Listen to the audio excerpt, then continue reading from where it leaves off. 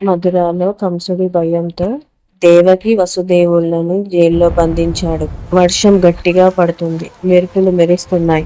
ఆ అంధకారంలో ఒక దివ్యమైన వెలుగు పుట్టింది. అతను మన చిన్ని కృష్ణుడు. దేవుడే భూమిపై అవతరించాడు. ఆ కృష్ణుడిగా ఒక తండ్రి త్యాగం, ఒక తల్లి ప్రేమ, ఈ రెండింటి మధ్య పుట్టిన దైవం, అదే మన కృష్ణుడి కథ. అప్పుడే ఒక అద్భుతం జరిగింది. బంధాలు అవే తెరుచుకుని గాడులు నిద్రపోయారు.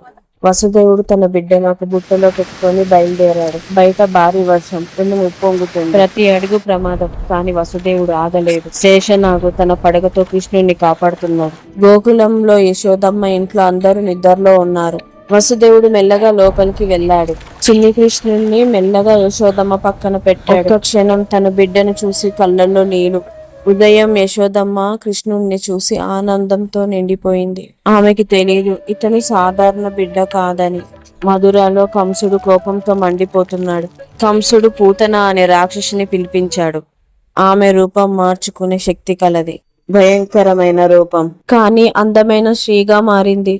గోకులంలోకి మెల్లగా ప్రవేశించింది.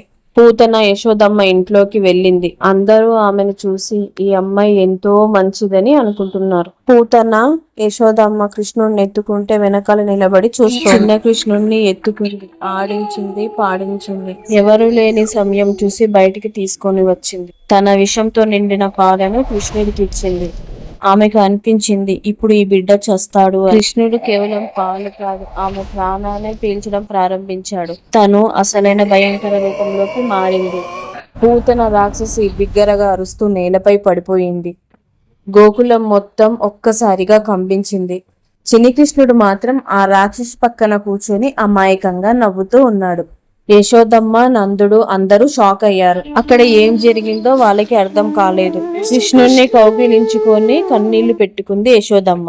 మన శ్రీకృష్ణుడు లీలలో ఇంకొక భాగంలో తెలుసుకుందామా?